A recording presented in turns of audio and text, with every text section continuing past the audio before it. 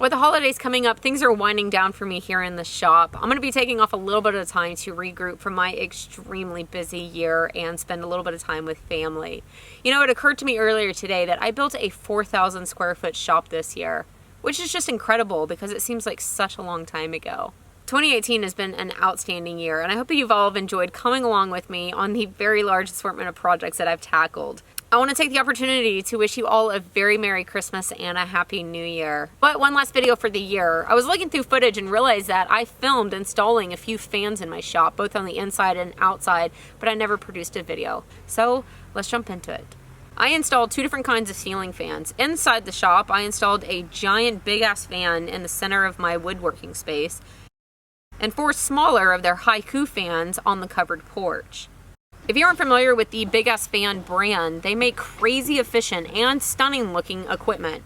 If you watch the shop build, you'll remember that I installed their lights. And since I wanted to place this 7-foot diameter fan in the center of my woodworking space, I first started off by taking the light out that marked the center of my ceiling. Then also removed a few ceiling panels where the fan would need to go.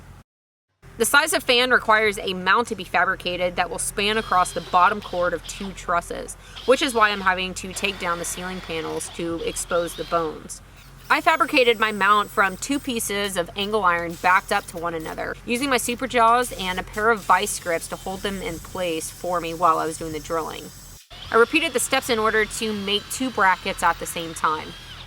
After getting those holes punched, I moved the pieces down to the ground, separated them out, and drilled 2 more holes on the flat portion that will be setting on top of the truss.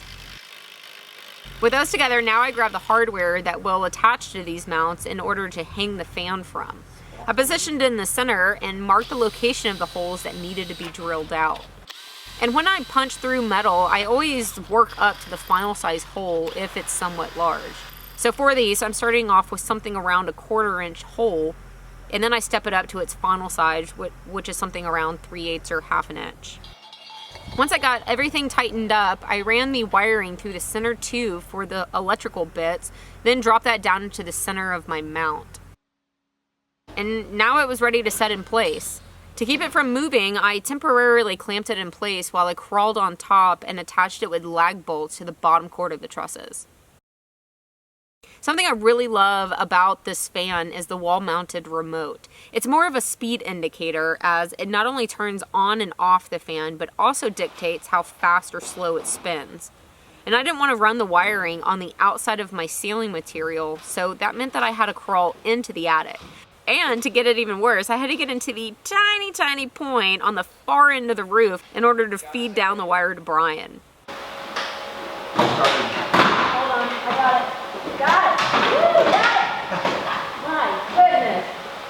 There it is. Okay. You can get out. Oh, my goodness. Nice job. Thanks. That was terrible. That's terrible.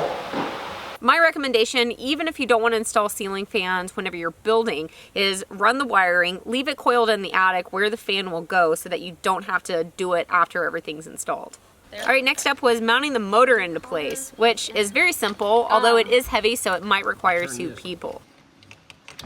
Lowering.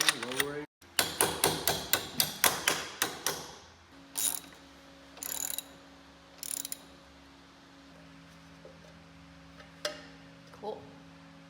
Next up was mounting the airfoils, and these do come in different diameters, but mine are 3 feet long, which, including the center hub span, makes this fan 7 feet total. And let me tell you, it is crazy how much air this fan can move, and also how still and quiet everything is. Even whenever I crank it up all the way, you don't hear sounds from it or the motor. The only thing you hear is the air itself moving around.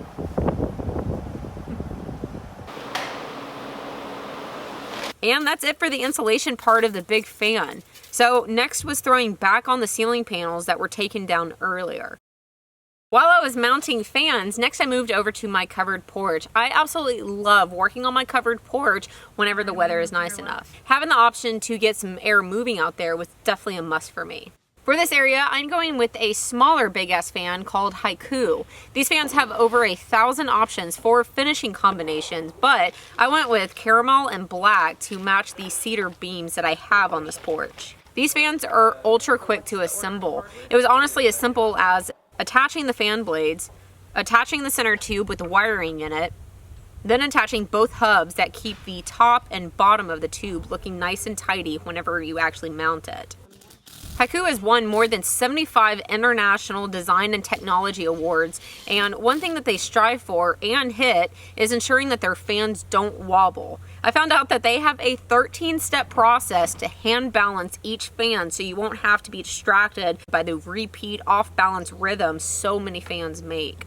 After I mounted the bracket on the ceiling where I wanted the fan positioned, I placed the ball into the socket, tightened up those hub screws, and then turned it on. These fans also come with a remote, and a really nice touch is that they made the mount magnetic. Also, we were laughing because there is an actual whoosh button on the remote whenever you want it to go full speed.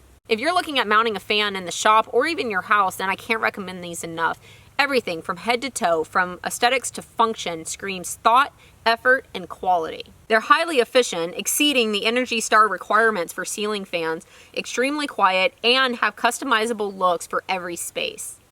Okay, and that's it for this one. It for 2018. Thank you for joining me. Not only was I able to build the shop, but I also, I think, put a big dent in my to-do list for outfitting it and personalizing it, making it mine. I'll see you in 2019.